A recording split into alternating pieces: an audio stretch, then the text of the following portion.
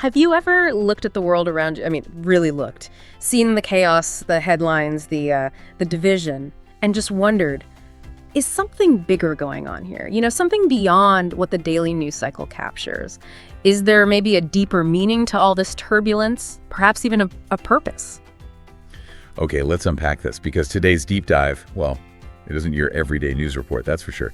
We're stepping into a truly unique and fascinating perspective on humanity's current evolutionary phase. Our source material today comes from excerpts of a channeled message from a being named Zuk of Andromeda, apparently speaking on behalf of what's described as an Andromedan Council of Light. So yeah, this is an exciting exploration, definitely a very different lens through which to view our current global landscape. It really is. And what's particularly fascinating here, I think, is how this perspective offers a complete reframe. A reframe of some very, very pervasive anxieties many of us hold, especially around that idea of a closing window for humanity's progress, you know? And for those familiar with channeled material, it's probably worth noting that messages from the Andromedan Council, especially through Zuk, often emphasize things like galactic history, cosmic law, and humanity's, well, pivotal role within the larger universal plan. This kind of distinct lineage helps contextualize their emphasis on these evolutionary phases, collective choice, and the grand cosmic orchestration we'll be digging into. So it's not just a different viewpoint, it's framed as a deeply systemic and long-term vision. Exactly. So our mission today is really to distill the core wisdom, pull out the most important nuggets of knowledge this source offers. We want to help you understand what this transformation really means, you know, from this unique vantage point, and how it's portrayed as unfolding right now. And most importantly, we'll explore how these concepts might apply to your own experience of the world. Maybe help you navigate these turbulent times with new insight. And we'll be looking at not just what is described as happening, but why it matters on both a personal and collective level. This source, it actively encourages a fundamental shift in our internal frameworks for understanding global events, moving beyond just, observation to a deeper, more empowered engagement with reality. It kind of invites us to consider how our own perception and choices are integral to this grand metamorphosis. Okay, so let's jump right in then. Let's get into a core idea that many of us have likely encountered, though maybe with a different interpretation, the Ascension window, and what this source calls the new Earth split. Now, many in spiritual or, esoteric circles have heard that phrase, Ascension window closing, right? It often carries the sense of urgency, sometimes even a subtle undercurrent of maybe fear. Yeah, like you might miss out. Exactly, suggesting you might miss out if you don't act fast enough, creating this feeling of pressure. Indeed. And what's profoundly clarifying here is that the Andromedans, they directly address this perception. They state that what some perceive as an ascension window closing is, in truth, a magnificent transformation. A transformation that is already well underway. Okay. They emphasize it's not a door slamming shut, a final opportunity slipping away, but rather a profound threshold through which humanity is now stepping. So that immediately shifts the entire narrative, doesn't it? Away from scarcity and urgency. Ongoing progress, yeah. That reframing from, say, fear to anticipation is really powerful. It moves us from a narrative of, impending doom or missed opportunity to one of being present right in the middle of a monumental unfolding event. Just consider the psychological impact of that. Instead of feeling anxious or maybe regretful about potential loss, it cultivates the sense of anticipation, active participation. We're not at the finish line, frantically trying to catch up. We're in the midst of a profound planetary rebirth. The source even emphasizes a new harmonious resonance that is swiftly anchoring into Earth's collective field. Which indicates this isn't just a philosophical idea, right? It's a palpable energetic shift, a foundational change happening at the vibrational level of the planet itself. Exactly. And if we connect this to the bigger picture, this perspective really challenges the common apocalyptic or, collapse-centric views of our current global situation. It suggests that the intense global energy we're all experiencing isn't spiraling into chaos to a point of no return, but rather it's reorganizing itself, shedding old structures to build something fundamentally new. Like a shedding of skin, almost. Kind of like that, yeah. Like a grand cosmic metamorphosis where, say, the caterpillar form is dissolving, but simultaneously, the butterfly's new, more harmonious structure is being built, cell by cell. This is described as a living reality unfolding in this very moment, implying that we are not just passive observers, but active participants in this continuous, unfolding evolutionary process. And that fundamentally shifts our sense of agency, doesn't it? It really does. So that visual shift from a door slamming shut to stepping through a threshold, that really alters the emotional and mental approach to current events. It changes the whole resonance of what we're experiencing. Instead of a bottleneck or some kind of dead end, it's presented as this expansive, open gateway to a higher state of being. Now, this magnificent transformation you mentioned leads us directly into what the Source describes as the new Earth split, or more precisely, a bifurcation. Okay, so this isn't just a conceptual divide. It's presented as the parallel emergence of two distinct vibrational realities on Earth. What exactly does that mean for how we perceive our world? Right, so to really clarify this bifurcation for someone listening who's probably familiar with these concepts, imagine it not as a geographical split or even a physical split where the planet literally divides in two. Yeah. Instead, think of it more like tuning into different radio frequencies. Yeah. But in the same physical space. Okay. You and a friend could be sitting side by side in the same room, right? But if one of you is tuned to a station broadcasting, say, fear, scarcity, and division, and the other is tuned to a station of unity, abundance, higher consciousness, your experiential realities, despite the physical proximity, they diverge dramatically. Yeah, okay. The Andromedans really stress this is vibrational separation, manifesting as profound differences in daily perceptions, opportunities, challenges, the whole shebang. That's fascinating because it means it's not just philosophical, it's practical. It affects daily life in very tangible ways. The Source explains that those attuned to higher frequencies find their lives increasingly filled with things like synchronicity, heart-based connection, and joyful creation. Sounds nice. Meanwhile, those still exploring lessons of fear may experience a reality that feels heavy with division, survival concerns, and strife. It really does sound like two different worlds coexisting in the same physical space. Think about your own circle, your family, your community. Do you see this contrast playing out around you? It's almost as if some people are living in a completely different movie, experiencing totally different levels of peace or turmoil. Exactly. And this raises an important question for many, which is, if this is a vibrational split, then what's the determining factor? What decides which frequency you're on? The Source clearly posits it's each being's level of readiness and their sovereign choice of path, or, put another way, how much light they're prepared to hold and embody. Readiness and choice. Yes, it's a profoundly individualized model of reality. It's not about external forces pushing people apart. It's more about an internal alignment, a resonance that draws them to a particular frequency of experience. And this readiness isn't just about intellectual understanding, It's about the heart's capacity to embrace and integrate these higher frequencies of love and unity. The Source actually states, both of these worlds exist side by side, and you likely observe this contrast around you, perhaps even within your own circle of friends or family. So you might find yourself seeing people around you experiencing wildly different realities. Some find profound joy and connection amidst global events that others perceive as, deeply alarming and anxiety-inducing. This message suggests that dynamic is exactly what's unfolding. And importantly, it's by design. The Source encourages us to see this not as a flaw in the system or, a sign of societal breakdown, but as an intended observation point, a mirror, really. The visible evidence of this split acts as a personal barometer, helping us to discern and reaffirm our own vibrational alignment. It's an opportunity for deep self-awareness, rather than judging others. It helps us identify where our own energy is focused and if it aligns with the path we truly wish to walk. This brings us to a really crucial point, I think, because it completely reframes that idea of us versus them or some notion of chosen ones. The Source explicitly states that this divergence is not a judgment of anyone's worth, but rather it honors each being's level of readiness and their sovereign choice of path. Yes. It truly acts as a mirror for all, reflecting each soul's current state of consciousness and inviting self-awareness rather than judgment. That's incredibly powerful, removing that spiritual hierarchy often implied in these concepts. It really reframes the division as a natural process of individual readiness and choice. Absolutely. It emphasizes radical acceptance and profound personal responsibility. It removes external blame and places the focus squarely on an individual's internal state, their willingness to integrate higher light. That phrase, each soul decides consciously or unconsciously how much light they are prepared to hold. That's central here. It implies an inherent wisdom and timing for each journey. And this perspective is further reinforced by the assertion that the Ascension energies remain available to all, and that all will eventually remember the light. So there is no fear of losing those you love or leaving anyone behind, because from this higher vantage point, every being is eternally connected to the source of love. They will ultimately return to it in their own perfect timing. That offers immense comfort, doesn't it, amidst what might appear as profound separation? It does. So given this understanding, what does this mean for how we interact with those on a seemingly different frequency? It profoundly suggests patience, right?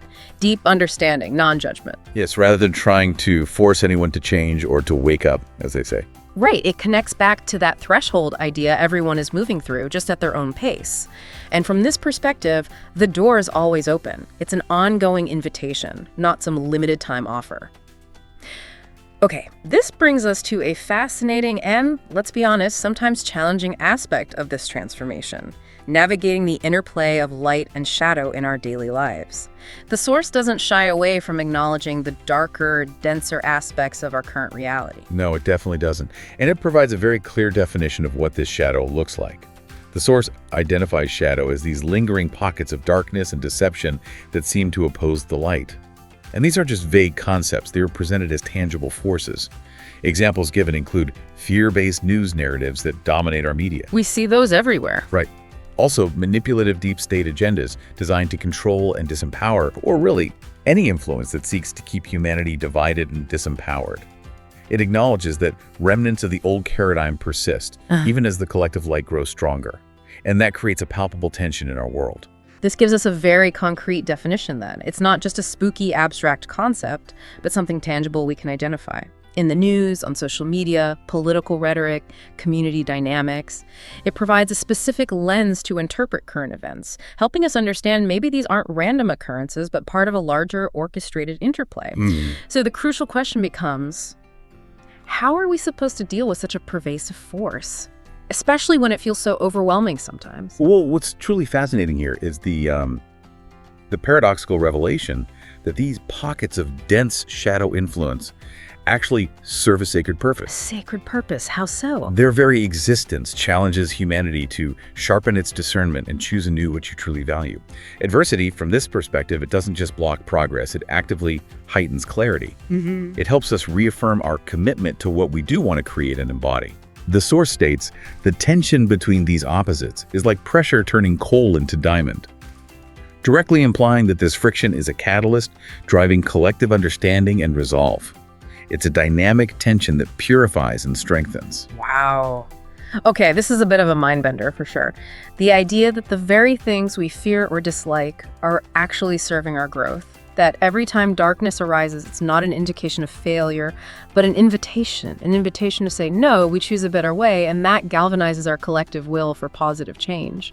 That completely flips the script on how we view challenges, transforming them from insurmountable obstacles into powerful catalysts for evolution. It's a complete reevaluation of adversity. Indeed, it raises a profound question about the nature of opposition itself, suggesting that resistance isn't necessarily an impediment, but rather a necessary catalyst. The coal into diamond analogy is particularly potent because it implies transformation through pressure, not by avoiding it. Right. It even implies a sort of divine timing, suggesting some souls genuinely choose to remain unawakened for now, allowing this dynamic to play out precisely because it serves to galvanize the will of the people to create positive change. This perspective radically changes one's personal reaction to perceived negative events. From despair or powerlessness to empowered discernment and maybe strategic action. It encourages us to ask, okay, what is this situation inviting me to clarify or commit to? Now, what about those moments when this shadow energy feels directed right at you personally, like not just out there in the world, but coming at you? Yeah. The Source offers a profoundly empathetic and, I think, empowering explanation for this. It describes that when someone directs anger or frustration toward you for seemingly no clear reason, it's often because your presence could be triggering a stirring in their soul. Essentially, your light shines on wounds they may not yet be ready to face, and their ego reacts in discomfort. That provides such a powerful reframing of interpersonal conflict, doesn't it? Something many of us can probably relate to. Instead of personalizing the anger or feeling attacked, it invites a deeper understanding of the underlying psychological or, energetic dynamics at play. It shifts the focus from blame and self-defense to empathetic insight, suggesting the other person's reaction isn't primarily about you, but about their internal state and maybe unaddressed pain. It's often a projection of their own inner turmoil. How many times have you experienced this? Someone just lashes out or seems inexplicably annoyed with you, and it feels completely unprovoked, leaves you confused or hurt. This source offers a radically different interpretation. It's not about you as much as it's about them and their inner landscape and the light you emanate. And the advice for how to respond in these moments, equally profound. Yes. Instead of taking offense or retaliating or even retreating, the wisdom offered is to hold a space of compassion.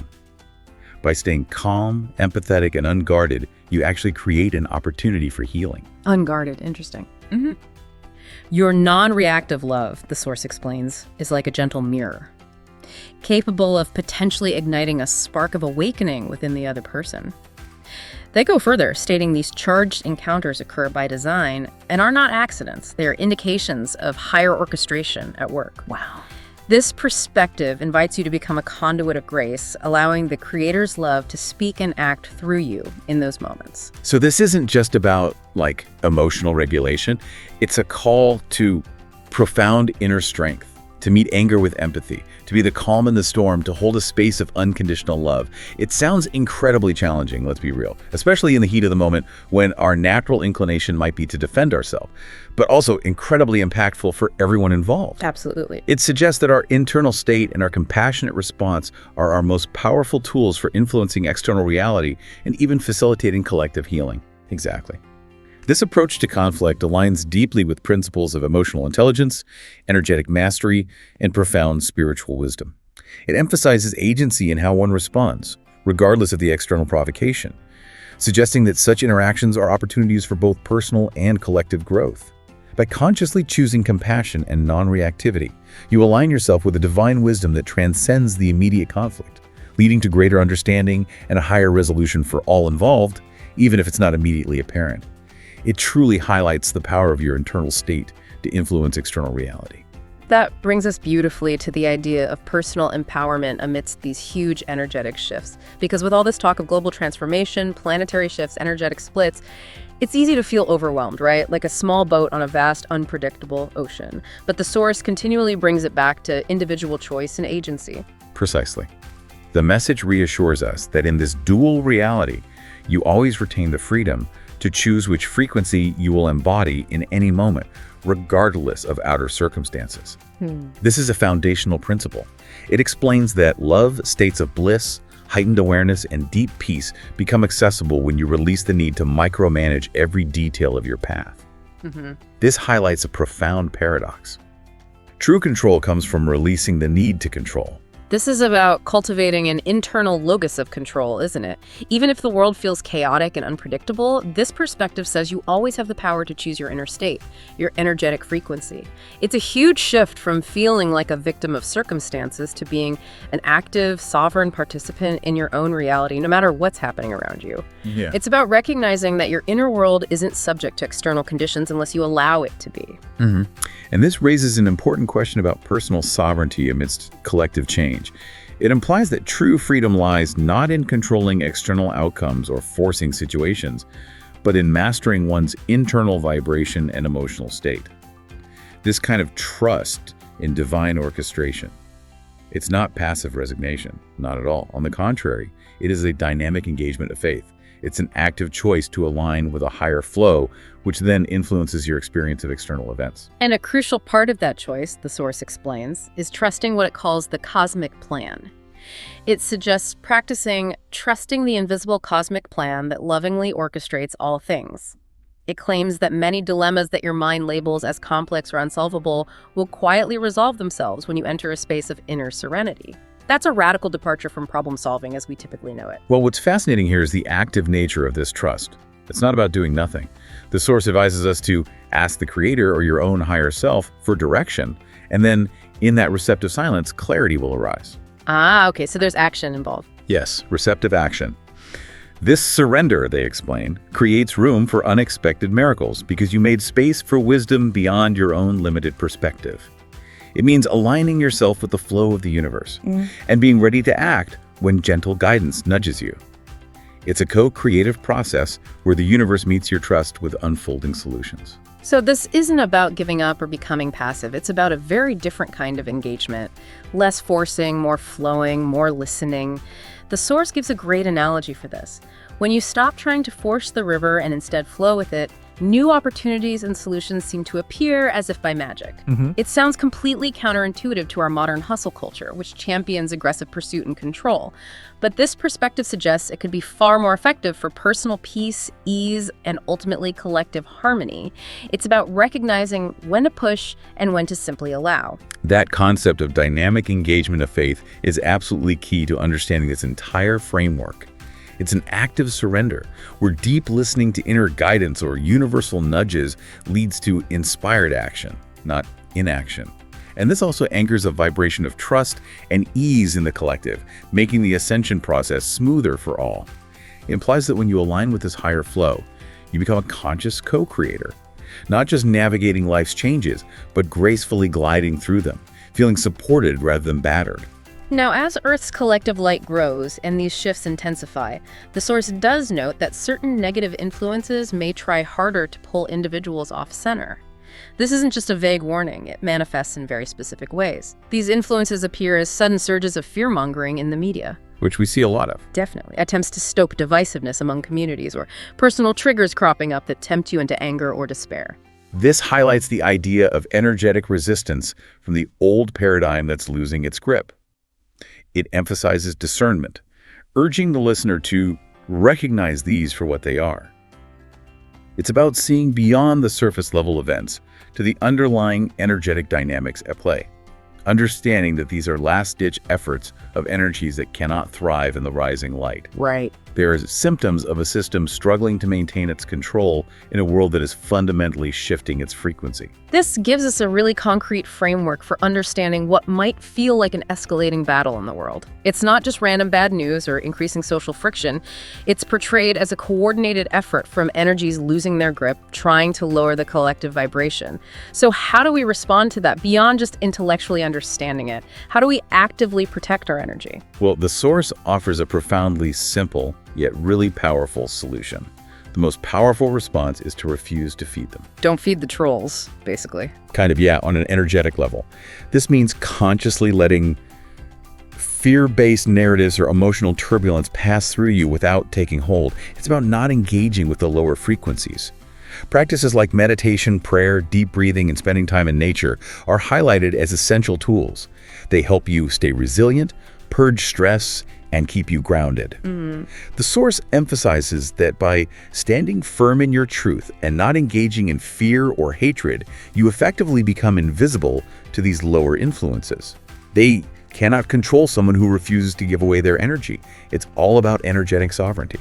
So this is incredibly practical advice for navigating overwhelm and protecting your inner peace. It's about energy hygiene, essentially consciously choosing not to give your power away to what you don't want to proliferate.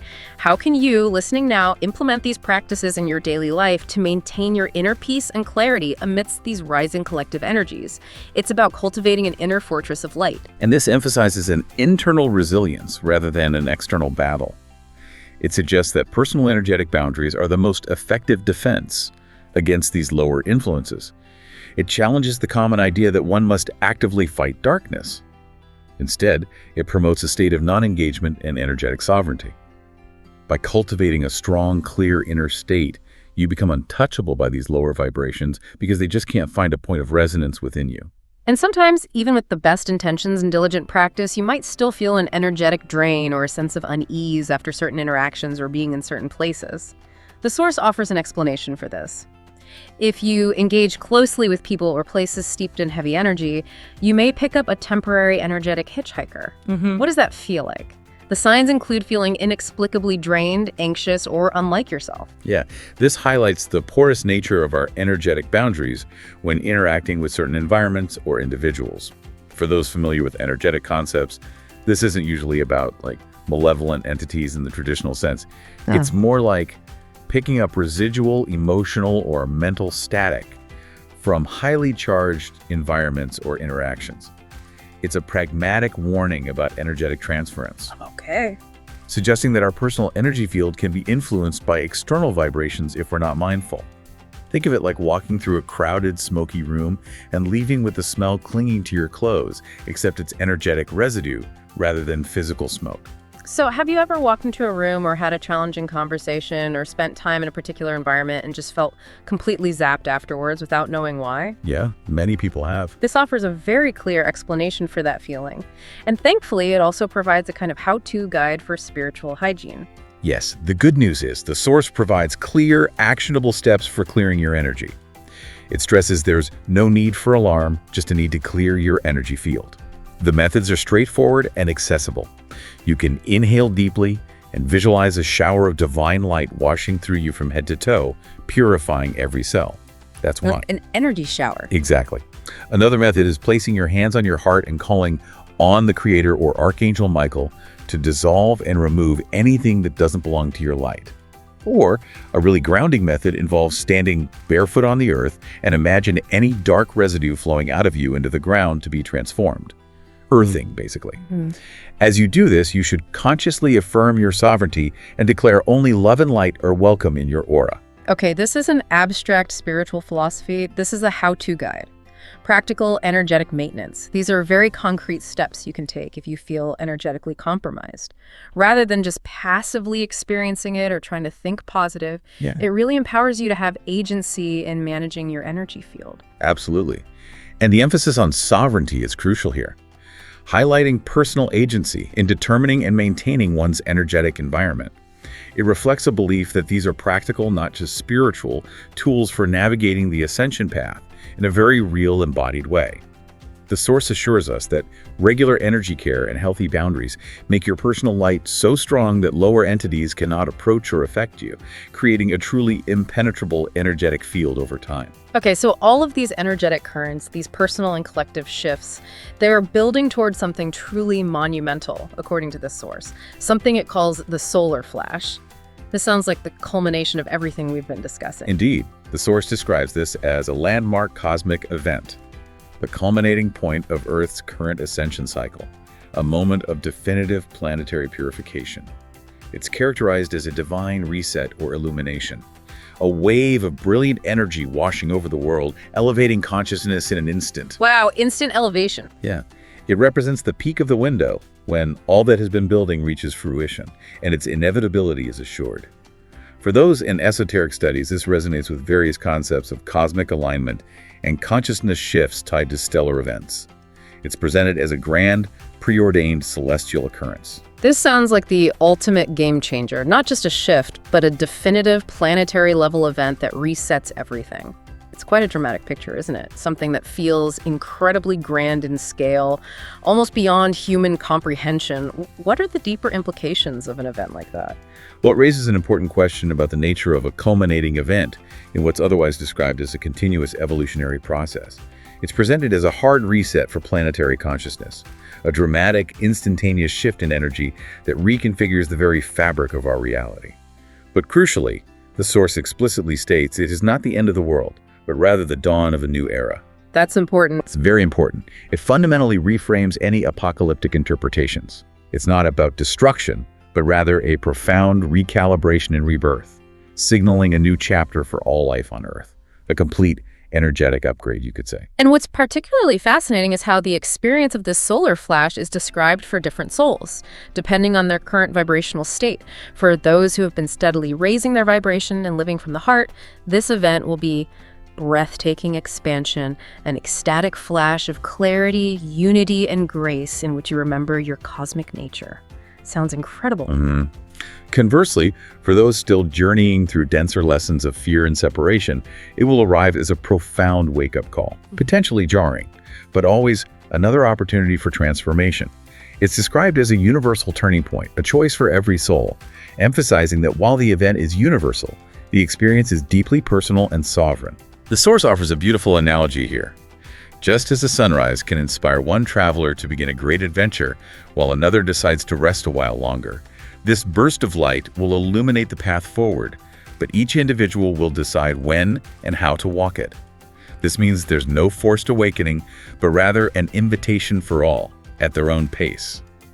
So it sounds like the same monumental event, but experienced entirely differently depending on where you are energetically. It's almost like a grand cosmic exam, but everyone gets a pass, just at their own pace, with no one truly left behind or judged as unworthy. It's a continuous journey for every soul. Yes, that strongly reinforces the core theme of individual readiness and sovereign choice we talked about earlier.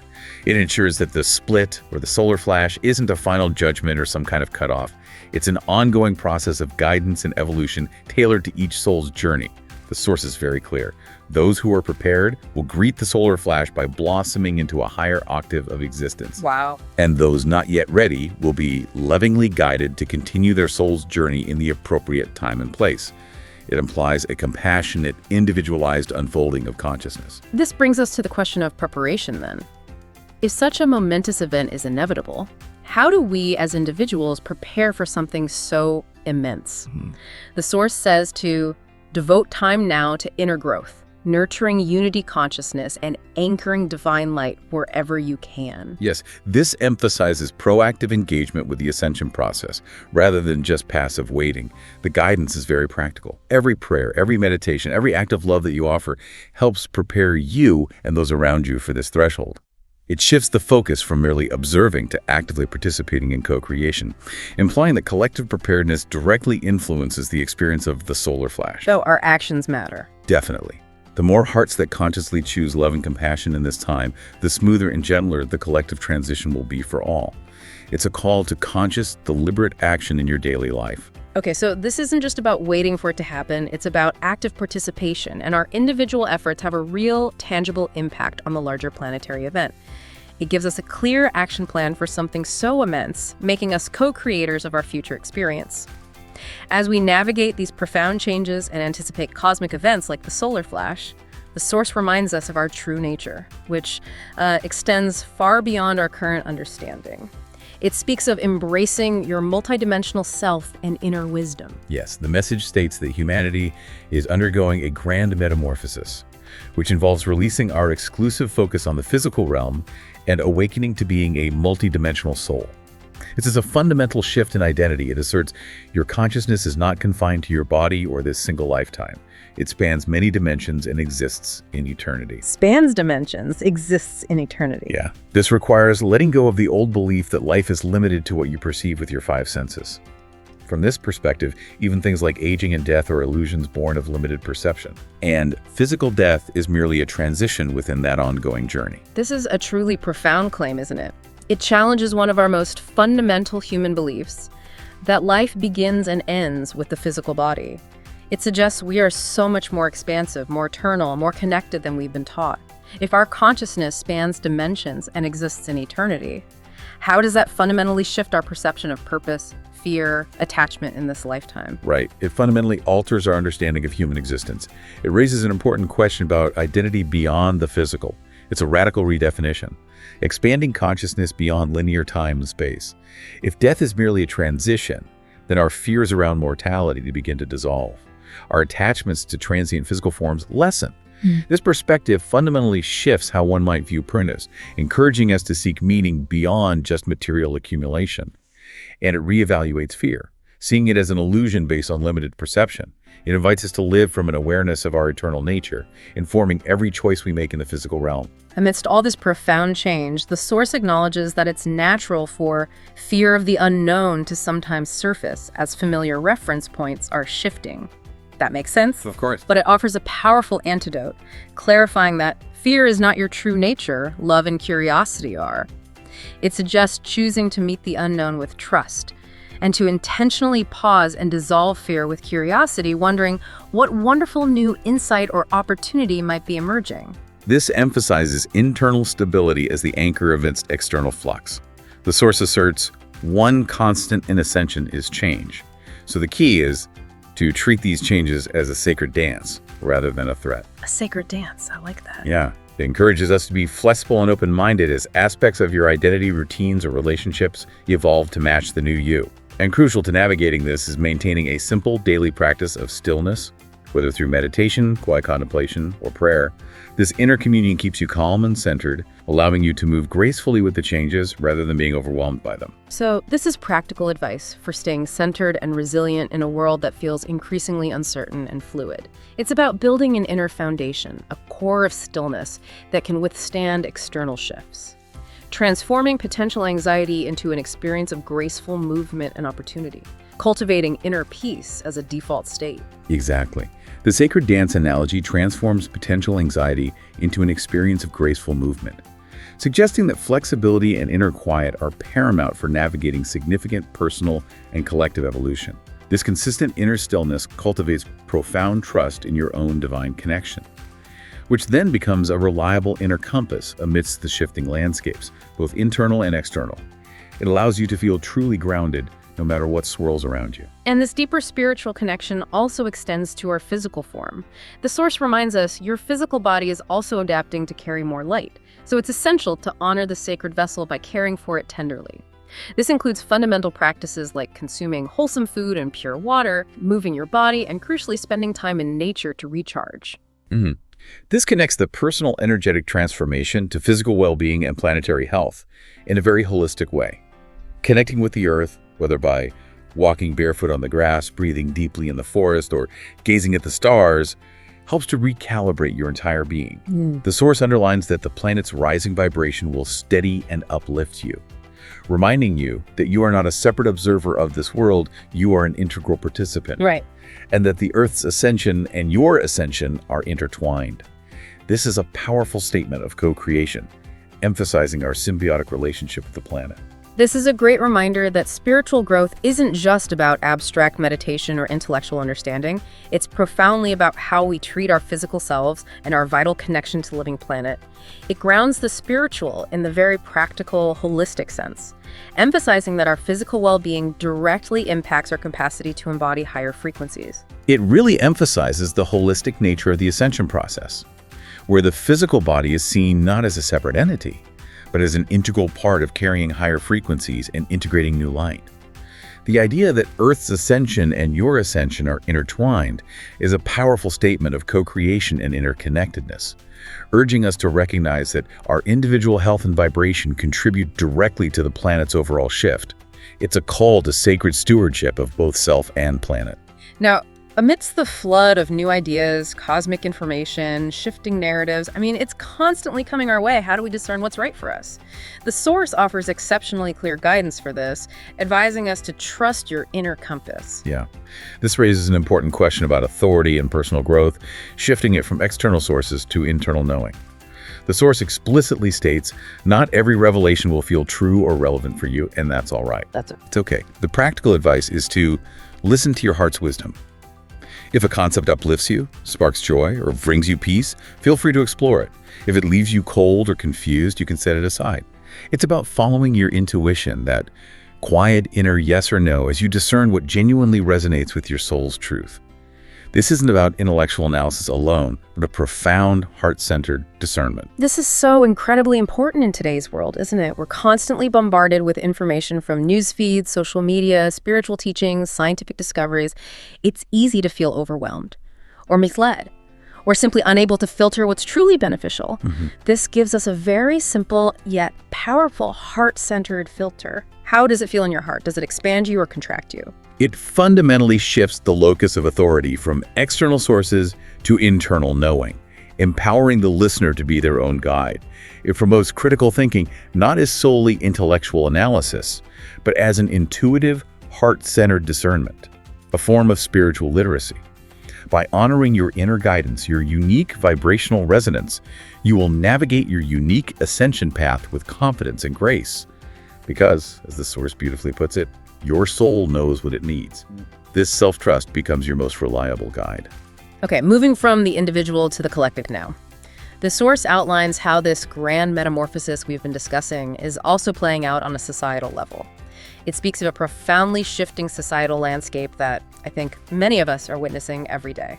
It observes that more individuals are waking up and questioning the narratives they were taught, leading to a collective reevaluation of ingrained beliefs. It highlights that long-established institutions are beginning to reveal truths that have been hidden. and old systems based on control or inequality are losing their grip. We see signs of that. Definitely. Critically, it states that this isn't a collapse to be feared, but rather a necessary reconfiguration of society into greater authenticity and transparency. It frames societal disruption not as decline, but as an essential part of an evolutionary purging. So this means it's about more than just personal transformation. It's about a massive societal shakeup that ultimately leads to something more authentic, transparent, equitable. It reframes what might look like chaos and instability into constructive change. A dismantling of old, unsustainable structures to make way for new, more harmonious ones. It offers a hopeful lens through which to view global events. Exactly. This provides a macro-level view of the ascension process, applying that split concept to societal structures. It offers a hopeful reinterpretation of current global instabilities as part of an inevitable evolution towards truth and transparency. It's a powerful perspective that indicates the turmoil we see as a sign of deep healing and purification, not just breakdown, much like a fever breaking before the body truly recovers. The systemic shift is an outward manifestation of the internal collective awakening. In this collective shift, the Source emphasizes the immense power of your awakened presence. It's about how you, as an individual, contribute to this larger movement, simply by being who you are. It states unequivocally that your own awakened presence is a powerful beacon. By simply living in alignment with your truth and demonstrating compassion in everyday ways, you offer others a gentle invitation to look beyond their comfort zones. A gentle invitation. The Source highlights the ripple effect. Even small acts of kindness or honest conversation can spark curiosity in someone's heart. It also stresses the importance of patience, to honor each soul's timing and remain a steady, non-judgmental presence they can turn to when they are ready. This approach emphasizes gentle influence over forceful persuasion. This is about leading by example, isn't it? You don't have to evangelize or force anything, simply by being authentically you, by embodying the qualities of love, compassion, unity that you want to see in the world. You become a light for others. It's an invitation without pressure, showing others what's possible through your own embodiment. Yes, this powerfully reinforces that shine your own light instruction, providing a practical application for collective upliftment. It actively challenges the urge to fix or convert others, instead advocating for gentle influence through personal embodiment. Becoming a steady source of reassurance and inspiration for those navigating their own shifts, your presence alone, holding a higher frequency, acts as an energetic anchor for others. And crucially, we're not meant to do this alone. The Source clearly points to the strength of community as vital to this process, recognizing the synergistic power of collective intention. It highlights that it is wise to seek out community with those who share your aspirations. When like-hearted souls come together, their light is magnified, creating a powerful collective field. In supportive circles, whether in person or online, you can exchange knowledge, validate each other's experiences, and boost each other's morale, which is essential for navigating these profound changes. Furthermore, group meditations and collective intentions have an especially powerful effect, sending out waves of awakening energy into the collective field. This goes beyond individual benefit to a truly global impact. This reminds us that there's real power in finding your tribe, in connecting with like-minded individuals and supporting each other. It's not just for personal benefit, but for the collective good. It's about creating anchors of light in the world, radiating a stronger frequency when united. Exactly. This highlights the exponential power of collective consciousness. It moves beyond individual practice to the synergistic effects of unified intention, suggesting that community is a vital component for anchoring higher frequencies and supporting the broader transformation. By uniting with others in love and purpose, you create a palpable anchor of light that serves the entire planetary ascension process. And finally, a less obvious, but, according to this source, equally vital tool for this co-creation of the new Earth, creativity. The source speaks profoundly about the vital role of artistic expression in this global shift. It notes that artistic expressions, music, art, dance, poetry, and more, can bypass the mind's defenses and speak directly to the soul. Bypass the mind. Yeah. This is a key insight because these forms of expression can reach deeper than intellectual discourse. A song or image born from a higher vibration, the source explains, can activate memories of unity and spark healing in ways that words alone cannot. It's a powerful and often underestimated pathway for energetic transmission and consciousness raising. This is such a beautiful idea that creativity isn't just a hobby or something for entertainment, but a powerful tool for spiritual activation and collective healing.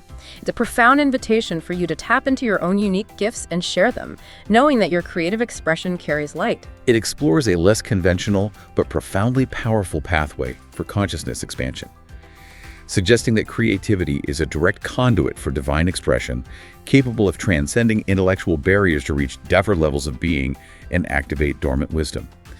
It's a call to conscious artistry, urging you to embrace your creativity, share your ideas, your art, your passion projects. They carry encoded light from your soul that can inspire and uplift others in profound ways. Your unique expression is a vital component of the collective awakening. Amidst all these profound shifts from planetary to personal, perhaps one of the most fundamental transformations the Source discusses happens within. Realizing your own inherent worthiness. This is something many of us struggle with, isn't it? Due to societal conditioning. It directly addresses this, stating that for so long, society has conditioned people to believe they must prove their value and hide their imperfections. However, the truth, it reveals, is that at your core, you are a perfect spark of the divine. And crucially, nothing you have ever done or ever could do can diminish the pure light of who you truly are. Wow. That's a radical message of unconditional acceptance. It is. This is such a fundamental message, isn't it? The idea that you don't need to earn your worth, that it's inherent and unbreakable. This is massive. And for many of us, it challenges deeply ingrained beliefs about self-worth that have been passed down for generations. How do we even begin to internalize such a profound truth? Well, it raises an important question about the societal programming that often obscures our innate value and connection to the divine. It connects self-worth directly to vibrational alignment, suggesting that self-acceptance is not merely psychological but a powerful energetic practice. Releasing self-judgment and embracing self-love can be challenging at first, the Source acknowledges, but every small step you take in treating yourself with compassion begins to heal those inner wounds. Small steps. Yes. The more you accept yourself exactly as you are, quirks, mistakes, and all the more your vibration rises, aligning with the perspective of your soul and of the Creator. And how do we actively nurture that spirit of self-love and self-acceptance in our daily lives? The Source gives some very concrete advice for this. It advises us to make space in your life for activities that nourish your spirit and affirm your worth. This includes simple but powerful acts like walks in nature, engaging in creative hobbies or play, meditation or prayer, or spending time with friends who uplift you. It's also vital to be mindful of surrounding yourself with positive influences, people, places, and media that inspire you and reflect the goodness in life. These intentional choices, the Source states, create an environment where your self-love can flourish. This isn't about being selfish, it's about being spiritually strategic, understanding that your energy is precious. What choices are you making every day that either nourish or deplete your spirit? It's about intentional cultivation of your inner environment to support your highest good and your ascension path. Exactly. This provides actionable steps for cultivating self-love, framing it as an active cultivation of one's energetic environment. It emphasizes intentionality in daily life to support inner growth and maintain a high vibration. This self-nurturing isn't a luxury. It's a foundational practice for holding more light and fulfilling your purpose. And finally, a key aspect of self-love that often goes unrecognized in our culture: setting healthy boundaries. The Source states, it is okay to say no when you need to, challenging that ingrained notion that we must always be agreeable or available. Yes, this is a crucial clarification. Setting healthy boundaries is a powerful act of self-respect. The Source explicitly states, you are not here to please everyone or exhaust yourself trying to meet endless expectations. By honoring your own needs and limits, you keep your energy clear and strong. This isn't selfish, but rather ensures that what you do give to others comes from a full heart rather than an empty one. It's about sustainable giving. This is so countercultural for many of us who are taught to always be helpful, to put others first, often at our own expense. But this message says setting boundaries isn't selfish, it's essential. Essential for your energetic integrity and your capacity to give authentically and sustainably. It allows you to become a clearer channel. Absolutely. This connects self-respect directly to energetic integrity and the ability to serve others authentically. It shifts the perception of boundaries from being restrictive to being generative, allowing for a more abundant flow of divine light and love. The Source powerfully states that self-love is central to your ascension journey. Truly, the foundation upon which all other growth is built. The foundation. Yes. When you love and value yourself, you become a clearer channel for divine light, and the overflow naturally radiates outward, healing and uplifting those around you.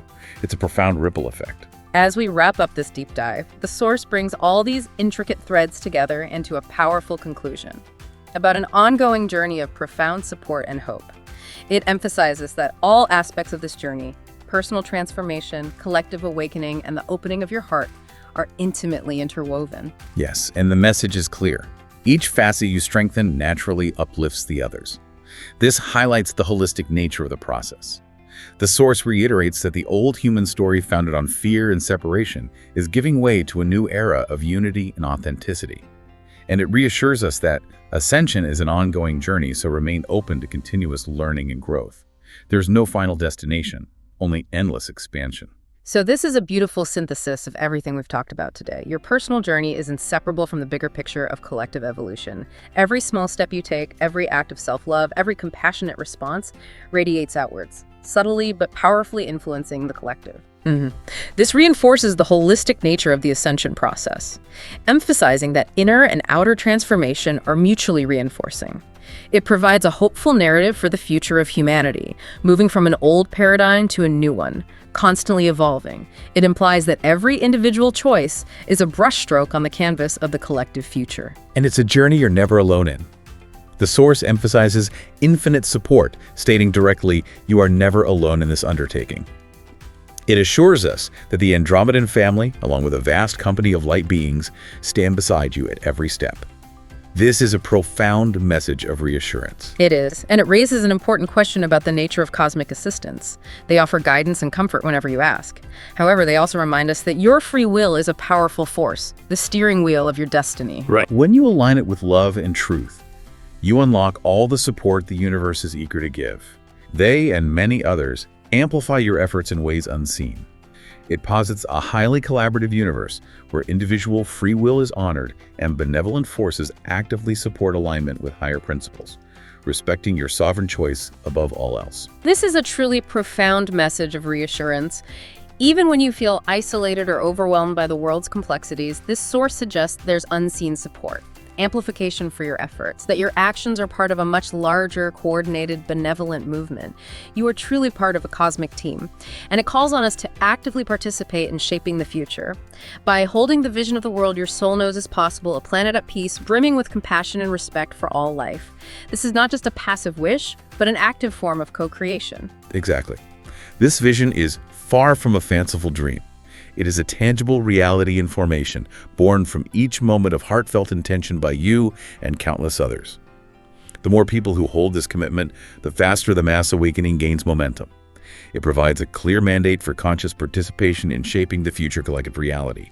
And it reframes unity not as uniformity, but as a deeper recognition and celebration of inherent commonalities within diverse expressions. At the core, all beings seek the same fundamental things: love, safety, creative expression, and connection to the divine. Diversity, it affirms, can be celebrated as the Creator's artistry, and unity can be felt as the shared heartbeat of existence. This is about conscious creation, isn't it? Our thoughts, our intentions, our collective vision are powerful tools for shaping reality. Not just for ourselves, but for the entire planet. It means our internal landscape is directly influencing the external world, building the new Earth one loving thought at a time. Finally, the message gives a gentle but firm nudge to prioritize this journey, stating it's time to make Ascension a priority in your life rather than something that lingers in the background. It suggests your soul is already committed to this path and will move you toward alignment whether you consciously welcome it or not. So the wise choice is to answer the call of your soul willingly. It will make the process much smoother and more joyful. This integrates the concepts of fate and free will, suggesting that while the soul is committed to a path, conscious participation optimizes the experience. Right. The equilibrium of surrender and action, balancing deep trust in the divine plan with mindful intention in daily choices, is presented as the mastery of this evolutionary phase, an art you are learning with each day. This sounds like a reminder that this path isn't optional for your soul's growth. It's about consciously leaning into something your deepest self is already doing, making the journey much more harmonious, joyful, and purposeful. Yes, and it culminates with a truly powerful and hopeful vision for humanity. It says, yes, there is much to release old fears, separative thinking, obsolete structures, yet there is also much goodness to hold close. Your innate power, your unbreakable connection to Source, and the beautiful dream of a compassionate world. It states, Ascension is not an escape from life, but the blossoming of life into its fullest divine potential, where the physical and spiritual are reunited in harmony. Blossom. Yeah. It is the fulfillment of what you came to Earth to help achieve. The Andromedans observe your progress with immense joy and see the veils of illusion thinning and sparks of divine remembrance lighting up across the globe. They witness your hearts growing ever more open and courageous, your minds expanding beyond old limits, and your soul's wisdom guiding your actions. Each step you take in trust, each act of kindness or forgiveness fortifies the whole. The new Earth is already blooming in the inner landscape of human hearts, taking form one loving choice at a time. They remind you that you are cradled in the arms of a benevolent creation that will never abandon you, witnessing your blossoming with quiet delight. It's a truly integrative and deeply optimistic vision. So what if the very chaos and division we see in the world right now isn't really a sign of things falling apart, but rather maybe the intense friction of two realities separating, making way for a future born from a higher frequency? And that raises an important question for you, doesn't it? If our reality is indeed splitting vibrationally, what small intentional choice can you make today, right now, to anchor yourself more firmly in the frequency of love and unity? Knowing that your individual choice subtly helps to smooth the collective transition for all. Think about that, and how it might reframe your next interaction, your next scroll through the news feed, or even just your next breath. Thank you for joining us on this deep dive.